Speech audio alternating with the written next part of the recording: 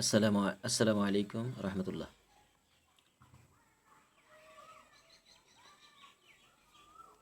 ফাজিল এবং কামিল এগুলোর মূল সনদ এবং সাময়িক সনদের ক্ষেত্রে অবশ্যই অনলাইন আবেদন করতে হয়।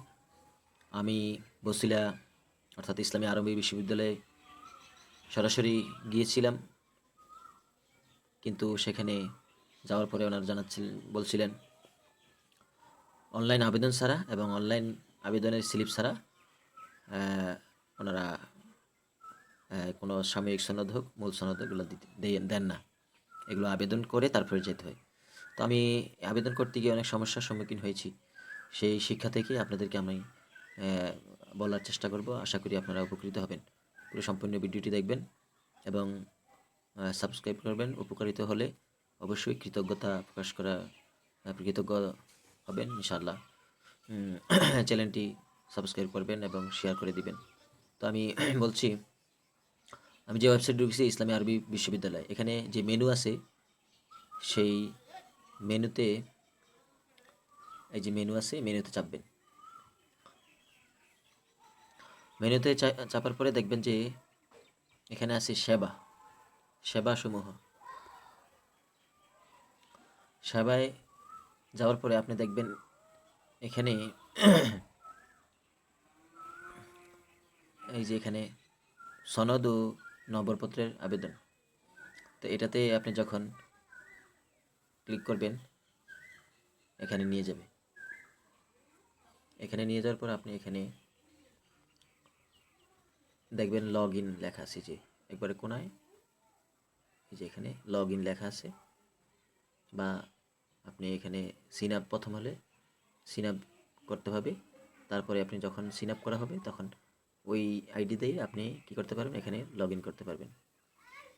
তো আমি অবশ্য লগ ইন একবার করেছিলাম, সেজন্য আমার এখানে আইডি যখন আমি প্রেস করে দিব তখন আমার অলরেডি চলে আসে আর কি। তো এই যে আমার এখানে প্রথমে এই ফর্মটা আসে, এই ফর্মটায় আসে প্রভিশনাল সার্টিফিকেট, সাময়িক সার্টিফিকেট, এই একটি অপশনই আছে। এই একটি অপশন দ্বারাই এবং আপনি মূল সনদ এবং সাময়িক সনদ দুটি উত্তোলন করার প্রক্রিয়া আমি দেখতে পাচ্ছি। আমার ব্যাংক ড্রাফট যখন করতে গেছি অগ্রণী ব্যাংকে, ব্যাংক ড্রাফট করতে গিয়ে তখন আমি বুঝতে পেরেছি এবং আমার মূল কপিটা আমি দেখাবো একটু পরে। তো আমি দেখাচ্ছি আগে। প্রথমে আপনি এইভাবে যেমন আমি ফাজিলের জন্য ফাজিলের মূল সনদের জন্য আবেদন করেছিলাম। এখানে আপনি দেখবেন প্রথমে দ্বিতীয় নম্বরে হচ্ছে এক্সাম টাইপ ফাজিল, তারপরে হচ্ছে 3 নম্বরে হচ্ছে এক্সামিনেশন ইয়ার। এখানে আপনি ক্লিক করবেন, আপনি কোন বছরে দিয়েছেন সেটা আপনি এখান থেকে সিলেক্ট করে নেবেন। আমি যেমন 22-এ দিয়েছিলাম। এভাবে 22 পরীক্ষা দিয়েছি। আপনার সেশন অলরেডি কি চলে আসবে, আপনার 5 নম্বরে আপনার রেজিস্ট্রেশন নম্বর চলে আসবে। তারপরে আপনার 6 নম্বরে আপনার নাম আসবে, 7 মোবাইল নাম্বার আসবে, আপনি যেটা দিয়ে ইতিপূর্বে আপনি আপনার লগ ইন করেছেন সেটা আসবে। এভাবে আসবে। এখানে পার্মানেন্ট অ্যাড্রেস আপনি যখন ক্লিক করবেন তখন আপনার এখানে পার্মানেন্ট অ্যাড্রেসটা দিতে হবে এবং ইংলিশে লিখবেন ইনশাআল্লাহ। ইংলিশে লিখবেন। তো এইভাবে আপনি যখন এখানে খালি ঘরগুলো আসবে যে তখন এখানে কি করবেন, গ্রুপস আর সাবজেক্ট, যেমন আপনার কোন গ্রুপ নিয়ে পড়েছেন। বিটিআইএস আমি পড়েছি। তারপর আপনার রেজাল্ট কী ছিল, কত পয়েন্ট পেয়েছিলেন। এরপরে আপনার ফিট ডিপোজিট স্লিপ ট্রানজ্যাকশন আইডি, অর্থাৎ আপনি যেই টাকা জমা দিয়েছেন সেখানে একটা আইডি দিবে। সেটা আপনার এখানে আইডির নাম্বারটা দিবেন। আইডির নাম্বারটা দিতে হবে। আমি আপনাকে দেখাচ্ছি আইডিটা। এরকম একটা স্লিপ আসবে আপনাকে দিবে। এই যে আপনি দেখাচ্ছি।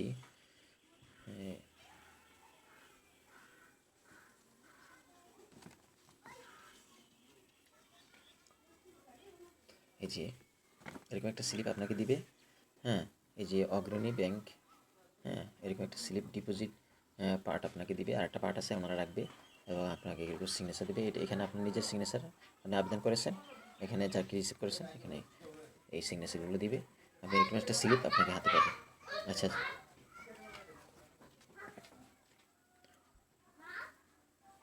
তো এভাবে এখানে স্লিপ নাম্বারটা দিবেন। তারপরে এখানে যে 15 নম্বরে যেটা আছে সেটা হচ্ছে আপনার পাসপোর্ট সাইজ ছবিটা অবশ্যই কী হতে হবে, সাইজ 300 পিক্সেল ইন্টু এটা আপনার ওই যে একটা অ্যাপস আছে, সেই অ্যাপসে গিয়ে আপনি সেটা করতে পারবেন। আপনার করতে পারবেন। এই যে এখানে অ্যাপস আছে, এই যে অ্যাপসটা, এই যে অ্যাপসটা, এই অ্যাপসটা, এই যে এটা আপনার রাখবেন আপনার মোবাইলে, অ্যাপসটা রাখবেন। এবং আরেকটা অ্যাপস রাখবেন, সেটা হচ্ছে যে ইমেজ সাইজ। ইমেজ সাইজ, এই যে ইমেজ সাইজ, এই যে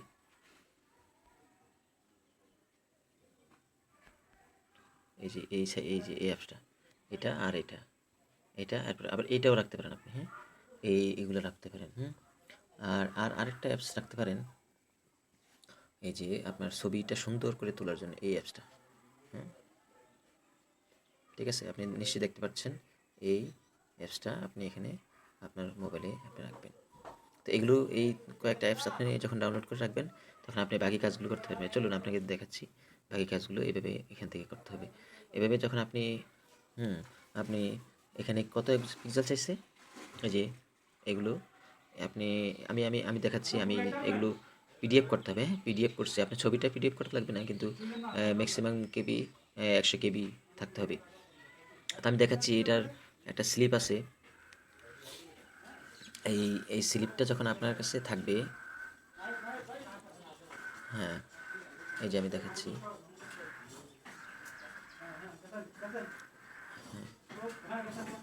একটু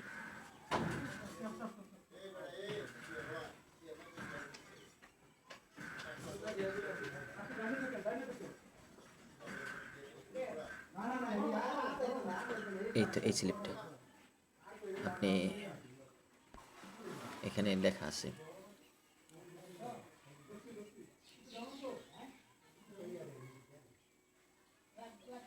একটু দেরি হচ্ছে। এই যে এই স্লিপটা পড়লে আপনি আশা করি অনেকটা এখানে নিয়মকানুন লেখা আছে, সাময়িক সনদ ও নবপত্র প্রণয়নের, হ্যাঁ, অনেকগুলো স্ক্রিনশট দিয়ে আপনি পড়ে নিতে পারেন। এভাবে এই লেখাগুলো আপনার কাজে লাগতে পারে। বাকি আমি এই লেখাগুলোর সরাসরি কাজগুলোই আমি প্র্যাকটিক্যালি দেখাচ্ছি। তো আপনি যখন এভাবে করবেন, আপনি প্রথম আসে আপনার ছবি। দেখছেন, আপনার ছবি কিন্তু 100 কেবির 100 কেবির নিচে হইতে হবে। 100 কেবির নিচে। আমার ছবিটা মাত্র কত কেবি আছে, 24 কেবি। বুঝতে পারছেন, এটা কম করা যায়, কমে এটা, হ্যাঁ, কমে আনানো যায়। তারপরে আপনি, হ্যাঁ, তারপরে এভাবে বাকি যে স্লিপগুলো আছে, যেমন আপনার এখানে জমা দিতে হবে আপনি যে ফাজিল পরীক্ষা দিয়েছিলেন, সেই ফাজিল পরীক্ষার আপনার এই এই এভারেস্ট যেই গ্রেড শিট, হ্যাঁ, এভারেস্ট যে গ্রেড শিট আছে, ওটা 3 বছরের আপনার সম্পূর্ণ, হ্যাঁ, রেজাল্টটা, হ্যাঁ, এরকম থাকতে হবে আপনার কাছে। এটা অনলাইনে আপনি ডাউনলোড করতে পারবেন। এই রেজাল্টটা আপনি ডাউনলোড করতে পারবেন অনলাইন থেকে। আপনি এটা ডাউনলোড করে আপনি নেবেন। বাকি এই যে এখানে সত্যায়ন করা আছে, এটা লাগবে না, শুধু স্লিপটা হলেই হবে। এই স্লিপটাকে আপনি আবার পিডিএফ করতে হবে। পিডিএফ করে আপনি সবগুলো স্লিপ আপনি পিডিএফ করবেন, হ্যাঁ, স্লিপগুলো। তারপরে আপনার যখন এভারেস্ট ডেট শিটটা আপনি পিডিএফ করবেন, এখানে আছে আপনার ওই যে ব্যাংকের যে স্লিপটা আছে, সেই স্লিপটাও আপনি কী করবেন, পিডিএফ করে নেবেন। সেটা 200, অবশ্যই প্রত্যেকটা স্লিপ 200 কেবির নিচে হইতে হইব। 200 কেবির নিচে। দেখছেন 101 কেবি, 175 কেবি, হ্যাঁ, এরপরে আবার 100, এনআইডি কার্ডটা 227 কেবি। এভাবে প্রত্যেকটা 200 কেবির নিচে থাকতে হবে। এই যে দেখেন আমার এনআইডি কার্ডের রেজিস্ট্রেশন কার্ডটা, হ্যাঁ, 200 কেবির নিচে এগুলো থাকতে হবে। তারপরে অ্যাডমিট কার্ড, এই যে এডি দিয়ে অ্যাডমিট কার্ড, আমি এগুলো কিন্তু পিডিএফ করেছি, সবগুলো পিডিএফ করা আছে আমার কাছে। 190, হ্যাঁ, 190 কেবি, এটা পিডিএফটা, হ্যাঁ। তারপরে আপনার এই যে আপনার ছবি, হ্যাঁ, এরকম পিডিএফ করা থাকতে হবে। শেষ পরে আপনি যখন এই পিডিএফগুলো এখানে দেখাচ্ছি, এখানে এই যে এখানে এক এক করে, এখানে এখানে এক এক করে, যেমন এই যে ছবি ডাউনলোড করলেন, হ্যাঁ, হ্যাঁ, তারপরে আপনি অ্যাডমিট কার্ড ডাউনলোড করলেন, তারপরে আপনার রেজিস্ট্রেশন কার্ড, তারপরে আপনার কম্বাইন্ড গ্রেড শিটটা, ওই যে যেটা দেখালাম, এভারেস্ট যে 3 বছরে আপনার ফাজিল পরীক্ষা দিয়েছেন, সেটার সরাসরি 3 বছরের সম্পূর্ণ রেজাল্টের শিট একটা অনলাইন থেকে আপনি নামিয়ে নেবেন। তারপরে 19 নম্বরে আছে আপনার এনআইডি কার্ড বা বার্থ সার্টিফিকেটটা আপনি কী করবেন, হ্যাঁ, এরকম ডাউনলোড করে পিডিএফ করে নিতে হবে। আপনার ছবিগুলো পিডিএফ করা যায়, পিডিএফের অ্যাপস আছে, সেটা আমি দেখাবো একটু পরে ইনশাল্লাহ। তারপরে 20 নম্বরে আপনি কি ওই যে আপনি টাকা জমা দিয়েছেন ব্যাংকে, সেই স্লিপটাও পিডিএফ করে নিতে হবে, সেটা এখানে। তারপর সর্বশেষ আপনার যখন এই যে সাবমিট আছে, এই সাবমিটে আপনি কী করতে হবে, ক্লিক করতে হবে, সাবমিটে চাপতে হবে। সাবমিট করার পরে আপনার এই সাবমিট করা যখন হবে তখন আপনার কাছে কেমন একটা স্লিপ আসবে আমি দেখাচ্ছি, আমি সরাসরি সেই স্লিপটা দেখাচ্ছি। এই যে এরকম একটা স্লিপ আপনার কাছে ডাউনলোড হয়ে আপনার কাছে চলে আসবে। এই যে এই দেখছেন, এই যে এই স্লিপটা আপনার হাতে কি আসবে, চলে আসবে। ঠিক আছে, এই স্লিপটাই আপনাকে নিয়ে যেতে হবে আপনার সার্টিফিকেট আনার জন্য। দেখেন স্লিপটা পরে ভালো বুঝে তারপরে নিয়ে যাবেন। কী কী সাথে নিতে হবে, অ্যাটাচমেন্ট লেখা আছে, এই যে অ্যাটাচমেন্ট। আপনার প্রথমে 1 নম্বরে কী আছে, রেজিস্ট্রেশন কার্ড নিতে হবে, তারপরে মূল রেজিস্ট্রেশন আর কি, তারপরে অ্যাডমিট কার্ড নিতে হবে, কম্বাইন্ড গ্যারেজ শিটটা নিতে হবে, এনআইডি কার্ড ফটোকপি নিতে হবে, ছবি নিতে হবে 4 কপি, তারপরে ফিক্সড ডিপোজিটের এগুলো আপনাকে সাথে নিতে হবে। নিয়ে তারপরে আপনি এভাবে আপনি সরাসরি বসিলা যেই ইসলামী আরবি ইউনিভার্সিটি রয়েছে সেখানে গিয়ে আপনি মূল সনদ হোক আর যার জন্য আবেদন হোক আর যেটার জন্যই আবেদন করে থাকেন সেটাই আপনি ইনশাল্লাহ আপনার হাতে নিয়ে হাতে নিয়ে আসতে পারবেন।